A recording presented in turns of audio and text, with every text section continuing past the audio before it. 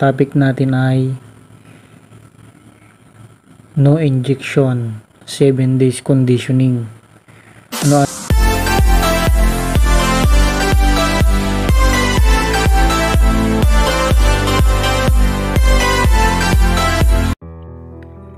Yan mga pare ko panibagong video na naman tayo.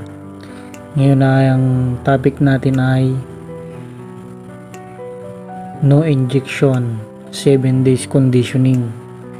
Ano-anong mga idol ang ating ginagamit sa 7 days conditioning. Yan, anong mga dapat gawin para sa 7 days ay may ibubuga ang ating mga alagang panabong. Yan mga pare ko simulan natin mga pare ko Ayan. Ngayon ay ang i-share ko ngayon ay ang 7 days conditioning na walang inject mga pare ko kumbaga puro lang gamot lang, puro lang capsule. Yan mga idol. Dapat pala mga idol pag nag 7 days conditioning kayo mga idol, dapat naka-precon ng ating alagang panabong. Yan mga idol, dapat naka-precon yan. Dapat mga idol naka-precon ng ating mga alagang panabong o ating isasabong. Tapos halimbawa 2 linggo isama natin yung 7 days conditioning sa precon. 1 linggo sa precon dapat nagmi-mix na tayo ng pangbabad na ready to fight. Yan, ready to fight mga idol, binababad natin yan, tapos tinatanggal natin yung mga balat-balat ng mga ating binababad para mabilis ma-absorb ng ating alagang manok. Yan, puro lang tayo babad mga idol pagdating ng pagkukondisyon. Yan, tapos dito tayo mga idol magsisimula sa Sunday. Yan, Sunday mga idol, day 1, 1/2 pakain umaga at 7 PM sa hapon magpupurga tayo. Yan, pupurga tayo mga idol.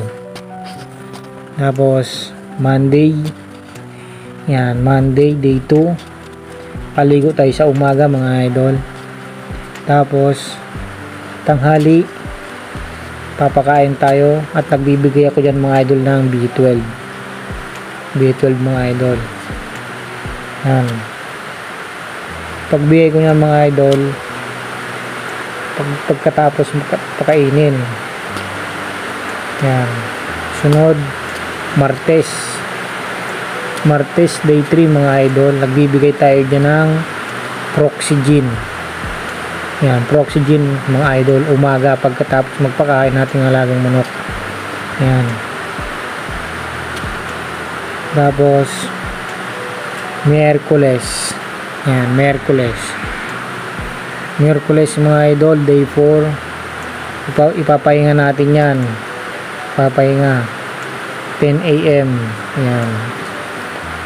Yan, naka-range yan ng umaga 10 AM, kunin natin yan, ipapahinga natin yan, lalagay natin yan sa keeping area. Yan, pagdating naman mga idol ng Webes sa day 5, nagbibigay tayo ng Red Gel mga idol, umaga pagkatapos natin magpakain. Yan, pagkatapos natin magpakain, sa range lang mga idol, kaya natin makasingaw yung ating binibigay natin gamot. Tapos hilamos lang mga idol. Yan, sunod Biyernes day 6, rest day natin ulit mga idol, 10 AM. Tapos pagdating mga idol, nagbibigay tayo dyan ng B50 ay Bipulen. Yan, dito nga pala mga idol sa day 5, nagbibigay tayo ng Red Gel sa umaga. Tapos nakadepende lang sa inyong mga idol kung nagbibigay kayo ng B50 Kasi ako mga idol, nagbibigay pa ako ng B50. Kalahati dyan mga idol, kalahati. Half lang yan dyan sa hapon, pagpakain. Tapos, day 6, rest day. Ilalagay ko yan sa range area. Hilamos sa kanyang mukha. Pakpak, buntot sa ilalim ng pakpak para makasingaw. Tapos, 10 AM kukulong na natin yan. Tapos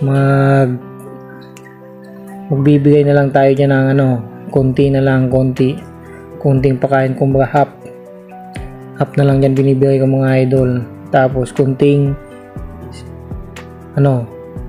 itlog, ginayat na itlog, yung nilutong itlog, nilagang itlog, yan mga idol.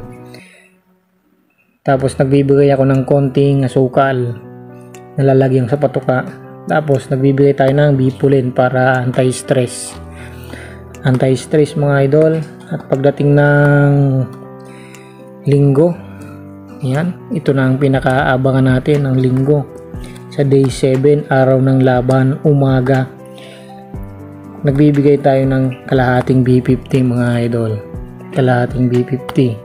Kung ang laban natin ay tanghali, kalimbawa alauna, ganyan, nagbibigay tayo ng B50. Yan, ganun lang mga idol ang ating ginagawa sa day 7, no inject conditioning. Yan, pag nagawa natin to mga idol ng tama at maayos, sigurado mga idol, ito ang kalalabasan mga idol. Yan, hanggang dito na lang mga idol, at sana may natutunan kayo sa ating mga bagong ina-upload. Ayan. Hanggang dito na lang at paalam at God bless.